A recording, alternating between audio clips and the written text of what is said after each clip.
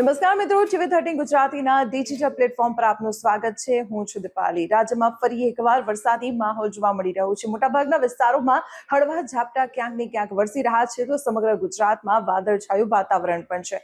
અને આ તમામની વચ્ચે હવામાન વિભાગ દ્વારા આગામી 7 દિવસ સુધી વરસાદની આગાહી રાજ્યમાં વ્યક્ત કરવામાં આવી છે. કેટલાક વિસ્તારોમાં મધ્યમ વરસાદ વરસી શકે છે, તો કેટલાક વિસ્તારોમાં હળવા ઝાપટા પણ વરસી શકે છે. ત્યારે આ જે આગાહી છે તેને આપણે વિંડી મારફતે સમજવાનો પ્રયત્ન કરીશું કે આખરે રાજ્યમાં કયા કયા વિસ્તારોમાં વરસાદી માહોલ રહી શકે છે. અત્યારે હું આપને જે પરિસ્થિતિ બતાવી રહી છું, સાંજે 4 વાગ્યાની આજની પરિસ્થિતિ, એટલે કે આજની 17 ઓગસ્ટની આ પરિસ્થિતિ છે. તેમાં જોઈ શકાય છે કે અહીં મોટાભાગના વિસ્તારોમાં અત્યારે વરસાદની આગાહી જોવા મળી રહી છે. તેમાં પણ મધ્ય ગુજરાતમાં ગોધરા છે, અમદાવાદ, વડોદરા, ભાવનગર અને સાથે દક્ષિણ ગુજરાતમાં ખાસ કરીને મધ્યમથી ભારે વરસાદ કેટલાક વિસ્તારોમાં વરસી શકે છે.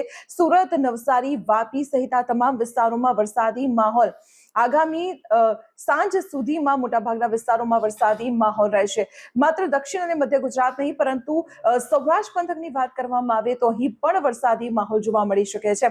તેમાં પોરબંદર છે, માધવપુર, વેરાવળ, મહુવા અને ભાવનગર સહિત વિસ્તારોમાં, ધોલેરામાં પણ વરસાદ રહી શકે છે. નડિયાદ અને ખંભાતમાં પણ વરસાદી માહોલ રહે તેવી શક્યતા છે. અને આ વિસ્તારોમાં 50 થી 60 કિલોમીટરની ઝડપે પવન ફૂંકાય તેવી પણ શક્યતા વ્યક્ત કરવામાં આવી છે.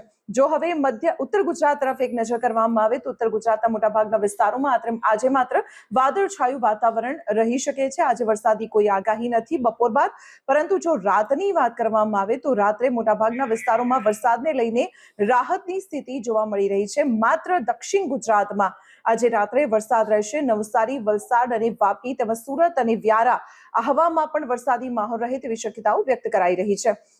હવે આવતીકાલની શું પરિસ્થિતિ છે તેના ઉપર નજર કરીએ તો આવતીકાલે પણ દક્ષિણ ગુજરાતમાં જ વરસાદી માહોલ રહે તેવી શક્યતાઓ વ્યક્ત કરવામાં આવી રહી છે. ત્યાં બીજી તરફ ઉત્તર ગુજરાતના પણ કેટલાક વિસ્તારોમાં જે આ વરસાદી સિસ્ટમ એટલે કે ટ્રફ અહીંથી પસાર થઈ રહ્યું છે, તેના કારણે પાટણ અને પાલનપુર સહિત વિસ્તારોમાં જે આબુ રોડ તરફનો જે રસ્તો છે એ વિસ્તારોમાં વરસાદી માહોલ રહેશે. આ ઉપરાંત ઈડર અને આસપાસના વિસ્તારોમાં પણ હળવા ઝાપટા વરસે તેવી શક્યતાઓ વ્યક્ત કરવામાં આવી રહી છે. જો આવતીકાલે બપોરની સ્થિતિ ઉપર નજર કરવામાં આવે તો આવતીકાલે બપોરે ફરી એકવાર રાજ્યમાં સાર્વત્રિક હળવા ઝાપટા અને મધ્યમ વરસાદી શક્યતાઓ વ્યક્ત કરવામાં આવી રહી છે. મોટાભાગના વિસ્તારોમાં વરસાદી માહોલ જોવા મળી રહ્યો છે. ખાસ કરીને જો દક્ષિણ ગુજરાતની વાત કરવામાં આવે તો આવતીકાલે બપોરે દક્ષિણ ગુજરાતમાં તેમાં સુરત, નવસારી, વલસાડ અને વાપી, આ ઉપરાંત અહીં રાજપીપળા, વડોદરા, બોડેલી, ગોધરા સહિત જે મધ્ય ગુજરાતથી લઈને દક્ષિણ ગુજરાતનો વિસ્તાર છે, આ તરફ સૌરાષ્ટ્રની જો વાત કરવામાં આવે તો સૌરાષ્ટ્રમાં પણ મધ્યમ વરસાદની શક્યતાઓ વ્યક્ત કરવામાં આવી રહી છે. માધવપુર, વેરાવળ, પોરબંદર અને છેક રૂપેણ બંદર સુધીનો આખો જે પટ્ટો છે દરિયાકાંઠોનો, આ પટ્ટાઓમાં વરસાદ રહેશે, મધ્યમ વરસાદ અને પવનની ગતિ પણ વધુ રહેશે. અને હવામાન વિભાગનું કહેવું છે કે જ્યાં વિસ્તારો છે ત્યાં હળવાથી મધ્યમ વરસાદની સાથે સાથે થંડરસ્ટોર્મ એક્ટિવિટી પણ જોવા મળે તેવી શક્યતાઓ છે. અને આ તમામની વચ્ચે માછીમારોને આ 7 દિવસ સુધી દરિયાકાંઠામાં ન જવા માટે અને માછીમારી ન કરવા માટેની પણ સૂચના આપવામાં આવી છે. તો આવી જ રીતે વરસાદને લઈને પડતી અપડેટ માટે આપ સતત જોડાયેલા રહો TV13 સાથે. મને આપશો રજા. નમસ્કાર.